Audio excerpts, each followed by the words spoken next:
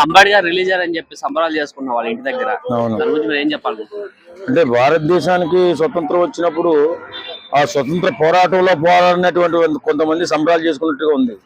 నిజంగా కేవలం కావాలని తనే చేసుకుని, కావాలని తనే రెచ్చగొట్టి, కావాలని తన ఇంటికి తనే నిప్పి పెట్టుకుని, కావాలని చెప్పి కొట్టించుకుని జైలుకి వెళ్ళి ఈవేళ మళ్ళీ వీరంగం చేస్తూ వికృతిచేష్టలు చేస్తున్నాడు అంబటి రాంబాబు గారు. ఏమన్నా సిగ్గు విడి ఉందండి మాట్లాడేదానికి? జైల్లోకి వెళ్ళి జైల్లో ఉన్నప్పుడు మా గడ్డం ఎలా అనడం అలా అనడం. అసలు నిజంగా ప్రజాస్వామ్యంలో ఏదన్నా ఒక తప్పు చేస్తే సిగ్గుపడాలి. ఈ తప్పు వల్ల ఇప్పుడు జైలుకి వెళ్ళిన వ్యక్తి ఆ రకంగా వీరంగం చేస్తే యువతరం ఏం నేర్చుకోవాలి? అంటే జైలుకి వెళ్ళినా తప్పు లేదని కదా నేర్చుకోవాలి. కాబట్టి ఒక రాష్ట్ర ముఖ్యమంత్రిని అనరాని మాటలు అని ఆయన ఈరోజు మళ్ళీ వచ్చి బయటకు వచ్చి మళ్ళీ అది సేమ్ డైలాగు సేమ్ రెచ్చగొట్టడం ఇలాంటిది సమాజంలో మంచిది కాదు. ఎందుకంటే ఇలాంటి వయసు ఉడిగిపోయినటువంటి ఇలాంటి రాజకీయ నాయకులు ఇలా చేస్తే యువతరంలో ఉడుకు రక్తంతో ఉన్నటువంటి కుర్రోళ్ళు ఏం చేస్తారు? కాబట్టి ఆలోచించుకుని జాగ్రత్తగా సమాజంలో ఉన్నప్పుడు సంస్కారంగా మాట్లాడడం, సంస్కారంతో బ్రతకడం నేర్చుకోవాలి. ఈ అంబటి రాంబాబు అనే వ్యక్తికి సంస్కారం లేదు, సిగ్గు లేదు, రెండూ లేకుండా ఇష్టానుసారంగా మాట్లాడటం, మళ్ళీ రెచ్చగొట్టడం, మళ్ళీ ఏ పోలీసు వారన్నా ఏదన్నా అరెస్ట్ చేస్తే మళ్ళీ ఈ కుటుంబ ప్రభుత్వం తప్పు చేస్తుందని చెప్పి చెప్పడం కోసమే ప్రయత్నం చేస్తున్నట్టుంది తప్ప సమాజంలో మనం ఒక రాజకీయ నాయకులమే మనం యువతకు ఆదర్శంగా ఉండాలనే ఆలోచన లేదు. జైలు నుంచి బయటకు వచ్చిన తర్వాత కూడా తీరు మారలేదు, ఇప్పటికీ కూడా పోలీసుల మీద విరుచుకుపడుతున్నారు.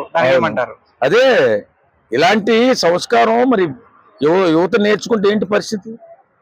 ఒకరిని చూసి ఒకరు నేర్చుకోవడమే కదా. ఇప్పుడు జైలుకి వెళ్ళామంటే తప్పు చేసినోడే కదా జైలుకి వెళ్తాడు, కాకుండా జైలుకి పంపిస్తారా? నిజంగా ఏదో తప్పు జరిగితేనే కదా. మరి అలాంటప్పుడు రేపు పొద్దున్న యువత కూడా ఇతను కూడా గడ్డం దువ్వాడు కదా అని వాళ్ళు కూడా గడ్డం దువ్వుతా అంటే కాపు నేతల్ని టార్గెట్ చేస్తున్నారు అని చెప్పేసి వైసీపీ వాళ్ళు చెప్తున్నారు. అంటే టీడీపీ అగైనిస్ట్ కాపు అని చెప్పేసి అంటున్నారు. నాకు ఏ సంబంధం లేను, నేను కూడా కాపునే కదా.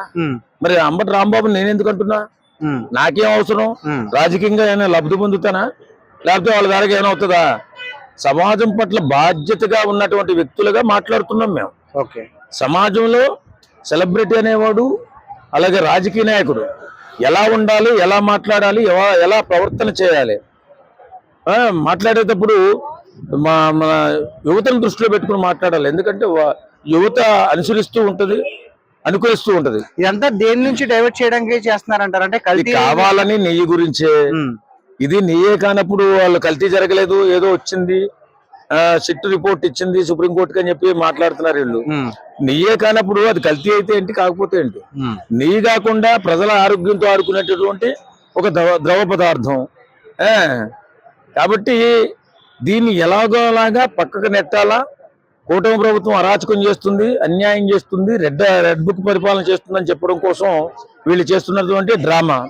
ఈ డ్రామా వల్ల ప్రజలు ఇబ్బందులు పడినప్పుడు ఏం ఒరిగేదేం ఉండదు. మరి ఇదే విధంగా తీరు ఉంటే గనక మరి వైసీపీ పార్టీ యొక్క మనుగడ పరిస్థితి ఏ విధంగా ఉంటుంది? వైసీపీ పార్టీకి మనుగడ ఎక్కడుందండి? ఇప్పుడు వాళ్ళు వస్తానంటున్నారు, వస్తానన్న వాళ్ళు రప్పా అని మాట్లాడతారా?